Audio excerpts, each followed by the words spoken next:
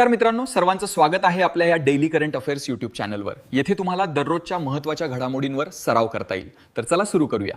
आज आपण जानेवारी 25 या दिवसातील 15 महत्त्वाचे चालू घडामोडींवर आधारित प्रश्न बघणार आहोत। चला तर मग सुरू करूया। आजचा पहिला प्रश्न असा आहे की 25 जानेवारी 2026 रोजी भारतात कितवा राष्ट्रीय मतदार दिवस नॅशनल वोटर्स डे साजरा करण्यात आला?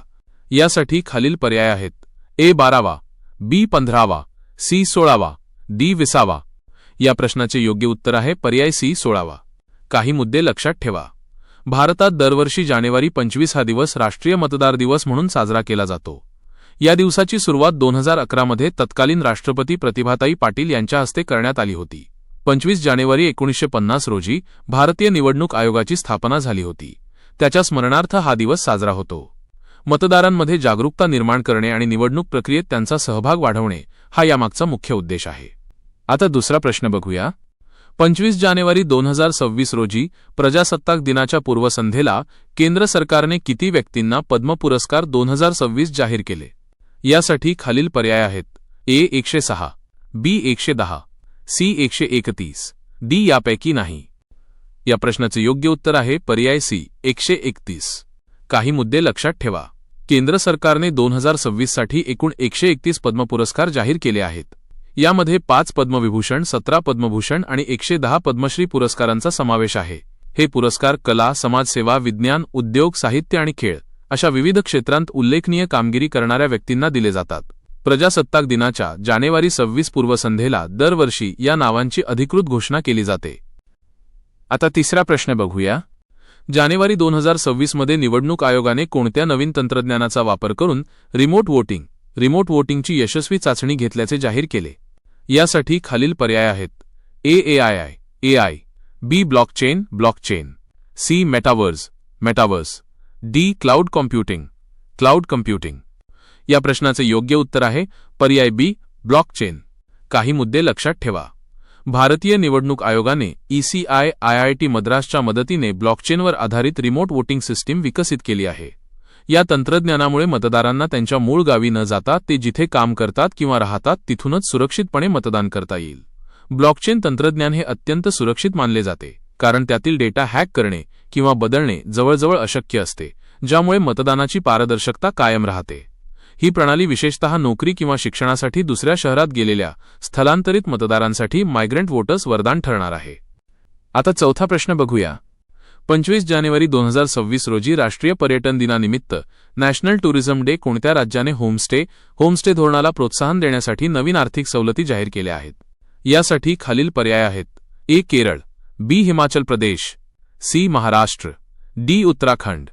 या प्रश्नाचे योग्य उत्तर आहे पर्याय सी महाराष्ट्र। काही मुद्दे लक्षात ठेवा। महाराष्ट्र सरकारने ग्रामीण पर्यटनाला चालना देण्यासाठी आणि स्थानिकांना रोजगाराच्या संधी उपलब्ध करून देण्यासाठी हे पाऊल उचलले आहे। या नवीन सवलतींनुसार होमस्टे सुरू करणाऱ्या मालकांना आता कमी दरात वीज, मालमत्ता करात सवलत आणि सोप्या नोंदणी प्रक्रिया उपलब्ध होतील। विशेषतः कोकण, पश्चिम महाराष्ट्र आणि विदर्भातील पर्यटन स्थळांजवळ राहणाऱ्या कुटुंबांना याचा मोठा फायदा होणार आहे।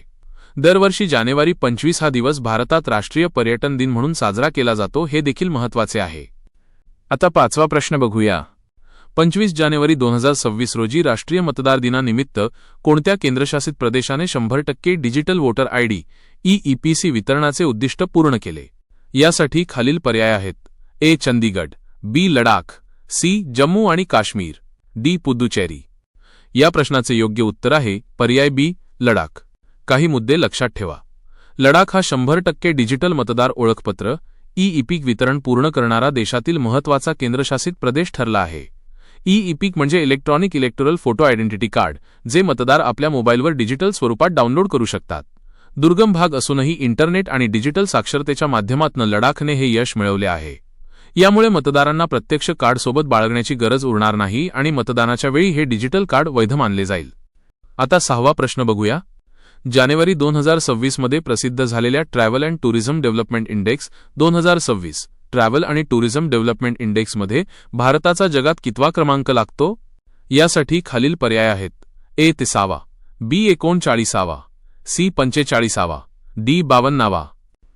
या प्रश्नाचे योग्य उत्तर आहे पर्याय बी 39वा। काही मुद्दे लक्षात ठेवा।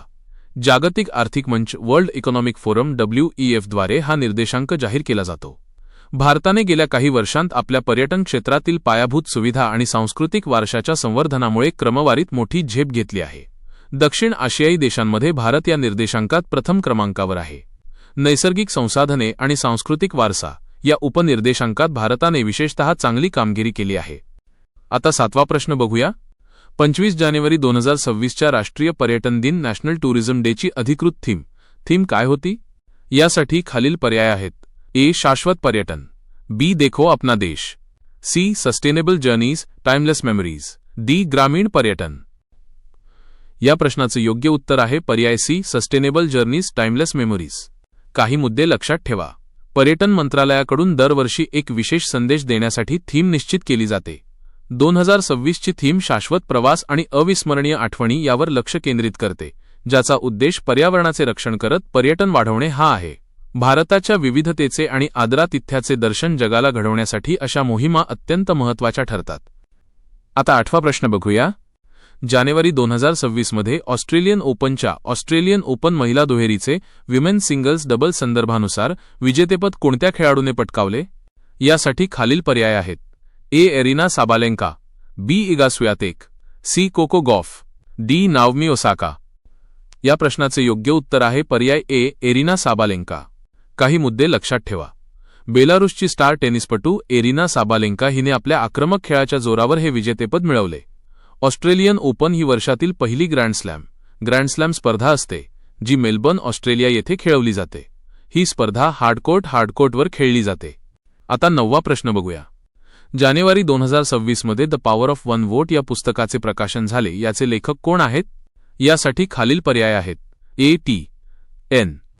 शेषन, बी. एस. वाय. कुरैशी, सी. नवीन चावला, डी. एन. गोपाल स्वामी. या प्रश्नाचे योग्य उत्तर आहे पर्याय बी. एस. वाय. कुरैशी. काही मुद्दे लक्षात ठेवा. एस. वाय. कुरैशी हे भारताचे माजी मुख्य निवडणूक आयुक्त CEC आहेत.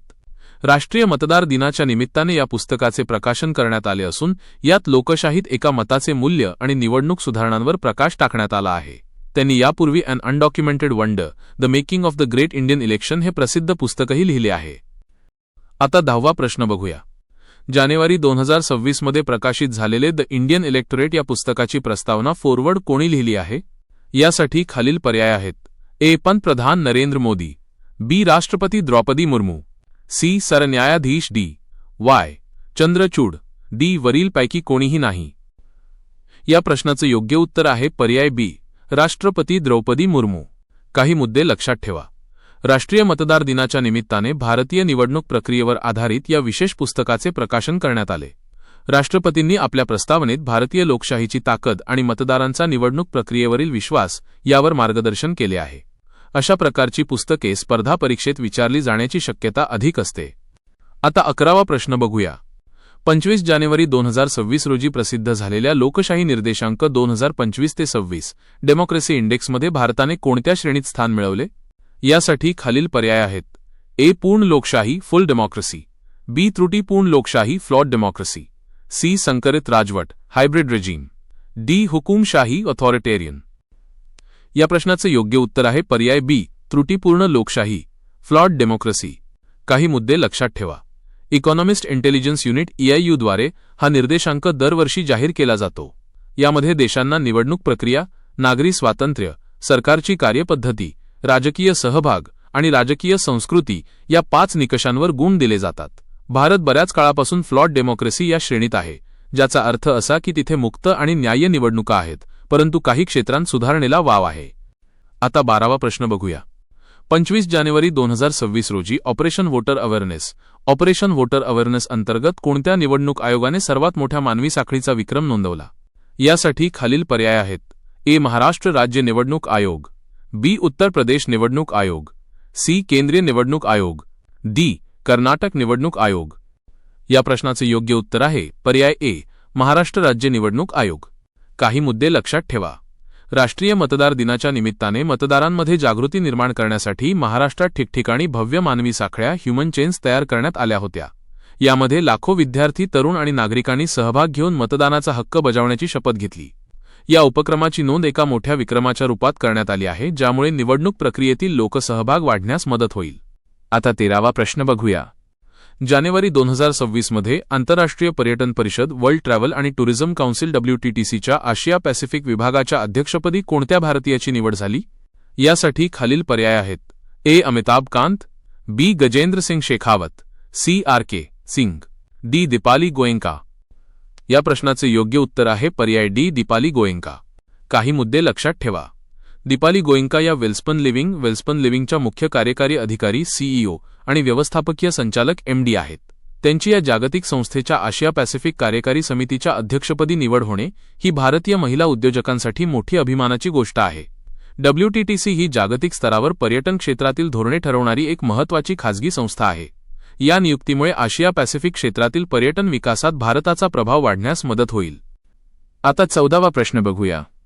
25 जानेवारी 2026 रोजी भारतीय तटरक्षक दलाचे ICG नवीन महासंचालक म्हणून कोणी पदभार स्वीकारला? यासाठी खालील पर्याय आहेत. A. Rakesh Pal, B. V. Pathania, C. Rahul Vatsa, D. S. परमेश. या प्रश्नाचे योग्य उत्तर आहे पर्याय D. S. परमेश. काही मुद्दे लक्षात ठेवा.